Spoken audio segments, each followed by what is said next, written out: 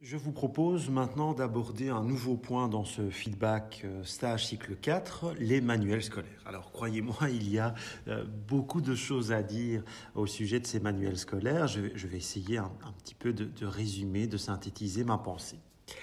Globalement, par rapport à ce que j'ai pu voir en stage, certains maîtres de stage, certains instituteurs vous invitent à utiliser l'un ou l'autre de ces manuels. Alors je dis vous invite, mais parfois même vous oblige, d'après les échos que j'ai reçus.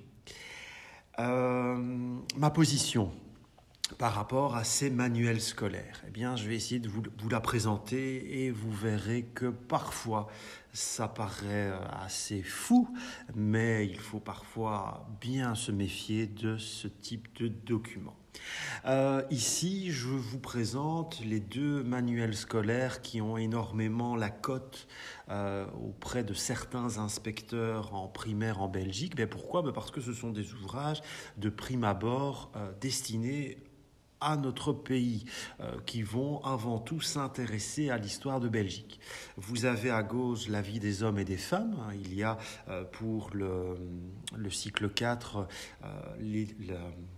le volume Histo 5 pour les 5e années et le volume Histo 6 pour les 6e années.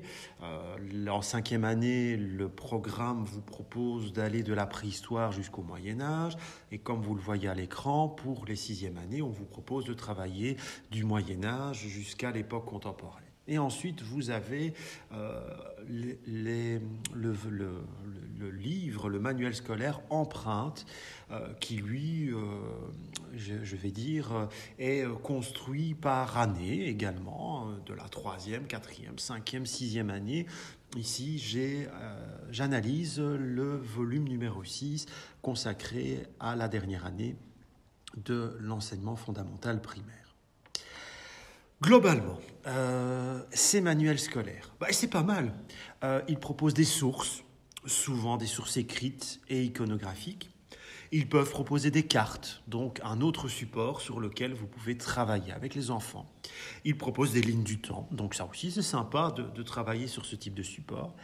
Mais à la différence du livre que je vous ai présenté dans les vidéos précédentes, il n'y a pas de reconstitution et donc souvent, on pourrait rester sur notre faim lorsqu'on souhaite contextualiser une époque ancienne.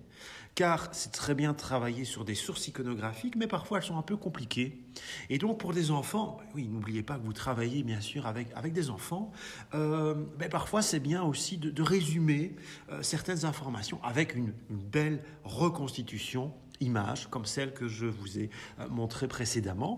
Mais malheureusement, dans ce type de manuel, vous n'en avez pas. Et ça, c'est fort dommageable. Donc, vous devez aller plus loin. Inutile d'en chercher sur Internet, ça n'existe pas. Il faudra vous en retourner au livre. Encore une fois, je reviens avec ça. C'est la seule solution pour avoir de belles reconstitutions images. Eh bien voilà, donc par exemple ici, dans la vie des hommes et des femmes chez Averboot, eh bien voilà un petit extrait, vous connaissez peut-être déjà, vous avez par exemple ici une ligne du temps, donc vous pourriez extraire cette ligne du temps et poser des questions aux enfants, et donc travailler la compétence H10, utiliser des représentations du temps. Vous avez des sources iconographiques, on pourrait justement les faire décrire, les interpréter aussi, ces sources iconographiques, on peut peut-être les mettre en interaction avec ces textes. Et vous voyez en plus, chez Averboot, vous avez une petite grille d'exercices. C'est un fascicule complémentaire qui va vous permettre de vous donner des inspirations pour construire des questions, pour analyser tel ou tel document. Et nous avons même ici, dans une autre page, alors nous quittons les temps modernes pour nous acheminer vers l'époque contemporaine. Eh bien, vous voyez, une nouvelle fois, vous avez des documents iconographiques qui sont analysés et vous avez même aussi des espèces de tableaux statistiques que les enfants peuvent aussi travailler, analyser grâce à l'une ou l'autre question. Chez Empreinte, on retrouve aussi un peu la même remarque. Vous avez des cartes de géographie, vous avez des sources, en l'occurrence ici des sources écrites qui sont diffusées, donc qui peuvent être travaillées, analysées par les enfants. Et vous avez aussi de temps à autre des lignes du temps sur lesquelles vous pouvez interagir.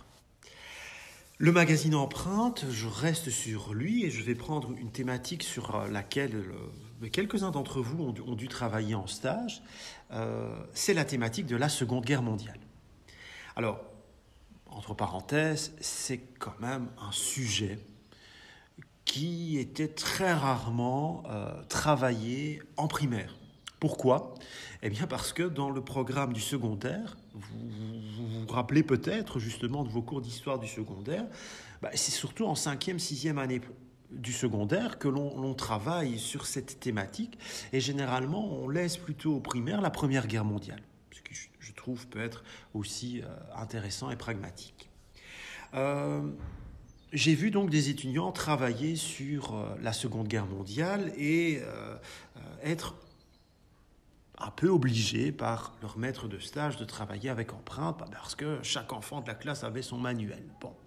Ça ne me pose pas de problème au demeurant, sauf par rapport aux différentes critiques que je vais formuler par après concernant ce manuel Empreinte. J'ai juste une petite remarque méthodologique à vous soumettre. Beaucoup d'entre vous imprimez le manuel Empreinte ou vous demandez aux enfants d'utiliser leur propre manuel. Et si vous voulez, vous lancez toutes les pages consacrées à la Seconde Guerre mondiale aux élèves. Et les enfants ont un questionnaire et doivent interagir avec leur dossier. Ce dossier qui fait peut-être pas loin de 10 pages. Et les enfants ont des questions. On retombe un peu dans le problème que j'évoquais dans la première vidéo. Si les enfants, excusez-moi pour l'expression, vous leur tapez le dossier en intégralité, les enfants ils vont se mettre à lire. Voilà, ils vont être attirés par le texte, ils vont lire. Et finalement, pour répondre à vos questions, bien souvent, les enfants, c'est surtout de la lecture des textes qui les aide à répondre à vos questions. Donc, on se retrouve dans un savoir-lire, on se retrouve dans l'exploitation acharnée de la compétence AG3.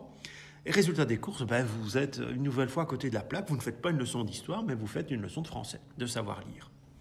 Donc, l'idéal, si vous voulez, si l'année prochaine, par exemple, un maître de stage vous oblige à utiliser Empreinte, pensez à extraire les supports et à les donner au fur et à mesure. Par exemple, vous ne donnez pas le document tout de suite, dans son intégralité, mais vous proposez aux enfants de regarder, par exemple, la ligne du temps. Et là, vous posez des questions sur cette ligne du temps. Vous allez donc exploiter la compétence H10. Vous demandez aux enfants ensuite de travailler uniquement sur la carte de géographie. Et vous leur posez des questions au sujet de cette carte. Vous pourrez travailler la compétence AG2. Et vous pouvez aussi prendre l'une ou l'autre illustration, sans les textes, juste l'illustration, et demander aux enfants de décrire cette illustration. Vous serez alors en H11.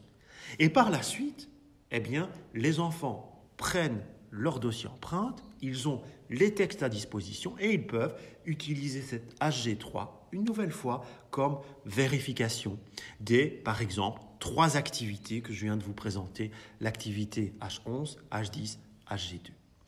Conseil d'amis, si l'année prochaine, l'utilisation d'Empreinte est obligatoire pour vous, travaillez de cette manière et vous ne serez jamais à côté de la plaque, vous serez toujours à construire et à travailler une leçon d'éveil historique par compétence historique avec vos élèves. Bon, maintenant, pour votre future carrière dans l'enseignement, si vous vous dites un jour, j'ai envie d'acheter un manuel scolaire pour aussi m'organiser, pour aussi me faire aider, lequel pourrais-je choisir ? Je vais vous proposer une brève petite critique. Alors, pour la vie des hommes et des femmes, je trouve, en tant qu'historien, que les documents, les sources iconographiques sont très intéressantes. Elles sont rares, si vous voulez. À la différence d'empreintes où les sources iconographiques que l'on retrouve dans empreintes, si vous voulez, on les trouve très facilement sur Internet.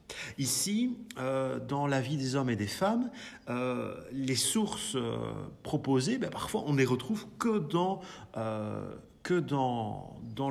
ce manuel scolaire ou dans un livre spécialisé. Alors, l'avantage aussi d'Éveillez-moi, la vie des hommes et des femmes, c'est que c'est un ouvrage réalisé par des psychopédagogues et par des historiens. Et c'est un livre qui se rapporte uniquement et intégralement à l'histoire. Donc c'est bien quand vous savez que l'auteur ou les auteurs de votre manuel sont des spécialistes de la discipline. Et dernière chose, et on sent que cet ouvrage a été fait par des historiens, les sources iconographiques, par exemple, sont traitées avec un regard critique d'historien. Je vais prendre un exemple. Ici, vous avez une peinture. Voilà, où l'on voit de pauvres ouvriers de l'époque contemporaine qui sont obligés de se lever très tôt pour aller travailler. Donc vous voyez la fatigue qui se marque sur ces visages. Et lorsque l'on lit la référence de ce document, affiche de propagande socialiste portant le commentaire « La cloche sonne 5 heures. À moitié endormis, ils vont à l'usine ». Vous voyez dans la référence du document, on vous explique bien que c'est une affiche de propagande. C'est une caricature, si vous voulez. Et donc, ce document, il faudra l'analyser avec un certain regard, avec un certain recul. Il ne faudra pas l'analyser au premier degré. Sinon, vous risquez de livrer une très mauvaise interprétation à vos élèves.